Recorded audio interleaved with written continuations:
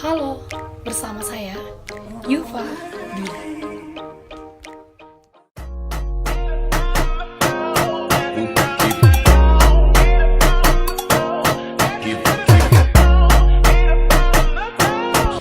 Halo guys, selamat datang di channel Bastra Bahasa Sastra. Jangan lupa subscribe, like, and comment. Assalamualaikum warahmatullahi wabarakatuh. Kembali lagi berjumpa dengan saya Yufa Dila dalam channel Bastra Bahasa Sastra. Dalam video kali ini kita tidak akan mengupas persoalan mengenai baca puisi atau teknik cara membaca puisi yang baik dan benar. Namun, dalam video kali ini, kita akan mengupas sesuai dengan tema bulan ini, yaitu kita akan menyambut bulan suci Ramadan. Dalam video ini, akan ada dua kupasan bahasan, yaitu yang pertama bahasa dan juga sastra. Kenapa bahasa? Karena dalam video kali ini, saya akan menyampaikan beberapa tuturan yang sering dilakukan oleh masyarakat kita dalam menyambut bulan suci Ramadan. Dan kenapa sastra? Karena dalam video kali ini akan ada beberapa tradisi atau kebiasaan yang menjadi bagian dari sebuah sastra atau kebudayaan. Baik, kita akan masuk ke bahasan kita yang pertama, yaitu tradisi. Tradisi yang pertama yang sering dilakukan oleh masyarakat sebelum masuknya bulan suci Ramadan. Tradisi yang pertama yaitu ziarah ke makam orang tua atau orang-orang yang sudah mendahului mereka. Kenapa hal ini dikatakan sebagai sebuah tradisi? Karena kegiatan ini sudah menjadi salah satu kegiatan yang rutin atau dilakukan setiap tahunnya sebelum memasuki bulan suci Ramadan bagi sebuah keluarga atau masyarakat. Kegiatan ini bukan hanya dilakukan oleh satu pihak keluarga saja, namun kegiatan ini sudah mendunia atau sudah banyak dilakukan oleh masyarakat dimanapun. Kegiatan ini dipandang sebagai salah satu bentuk cinta dan kasih. Tidak hanya digambarkan dari kita sesama manusia yang masih hidup di dunia ini. Untuk itu, sebagai salah satu pandangan masyarakat, orang-orang yang sudah mendahului kita juga akan ikut melaksanakan ibadah puasa bersama-sama dengan kita. Untuk itu, agar mereka bisa ikut dengan nikmat dalam kegiatan keagamaan ini, maka orang yang masih tertinggal membersihkan ziarah atau pemakamannya agar mereka juga terhindar dari dosa. Kegiatan ini juga dipandang oleh masyarakat sebagai salah satu bentuk kegiatan untuk saling memaafkan atau silaturahmi kepada orang-orang yang sudah mendahului kita. Tradisi yang kedua, saling memaafkan atau saling meminta maaf. Kenapa hal ini juga dikatakan sebagai tradisi? Karena dalam hal ini, masyarakat sudah sangat lumrah melakukan kegiatan ini.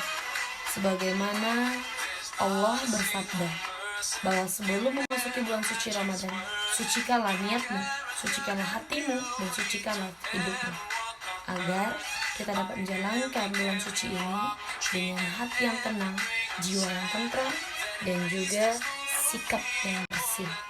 Untuk itu, saling memaafkan dan meminta maaf merupakan salah satu tradisi yang sering dilakukan oleh setiap masyarakat pada setiap tahunnya. Dalam meminta maaf atau saling memaafkan, kita akan menggunakan sebuah tuturan. Dalam tuturan ini akan kita hubungkan dalam sebuah bahasa. Bahasa yang baik, tuturan yang baik akan menghasilkan hubungan yang baik untuk kedepannya. Untuk itu, dalam bertutur, dalam bersikap, dan juga dalam bertindak, berhati-hatilah menggunakan bahasa dan juga berhati-hatilah menggunakan sikap kita. Karena satu sikap atau satu kesalahan sikap yang kita lakukan akan ada beribu tindakan yang akan merugikan hidup kita selamanya. Untuk itu, marilah kita simak sikap-sikap yang baik dalam bertutur untuk mengungkapkan rasa maaf kita kepada sesama saudara kita. Semakin baik ungkapan kita, maka sudah semakin baik hubungan yang akan kita jalin ke depannya. Berikut akan saya sampaikan beberapa tuturan-tuturan yang baik atau teknik menyampaikan tuturan tersebut. Yang pertama, tuturan yang baik untuk meminta maaf atau saling memaafkan terhadap sesama teman. Contoh yang pertama, teman, maafkan saya apabila ada selama ini saya mungkin tidak sopan kepada teman, atau tingkah saya yang terlalu berlebihan kepada teman yang dapat membuat hati teman tersakiti, dan juga mungkin canda saya yang tidak pada tempatnya. Saya meminta maaf. Untuk itu, maafkanlah saya sebagai teman dan perkenankanlah saya untuk menjabat tangan teman agar kita selalu dapat menjalin hubungan baik ke depannya dan melupakan semua masalah yang sudah pernah terjadi antara kita selama ini. Mohon maaf lahir dan batin teman, karena kita akan memasuki bulan suci Ramadan. Selanjutnya, tuturan yang baik untuk meminta maaf kepada orang yang lebih tua daripada kita. Contoh salah satunya yaitu meminta maaf kepada kedua orang tua kita. Berikut salah satu contoh tuturan yang baik untuk meminta maaf kepada kedua orang tua. Ma, Pa, saya minta maaf. Mungkin selama ini saya sudah menyakiti hati Mama dan Papa. Mungkin tingkah, sikap, dan tuturan saya tidak berada pada tempatnya yang dapat membuat hati Mama dan Papa bersedih. Saya tahu untuk saat ini saya hanya bisa menjadi beban untuk Mama dan Papa.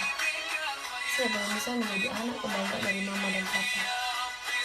Untuk itu saya mohon maafkanlah segala dosa saya, karena kita akan memasuki bulan suci Ramadan.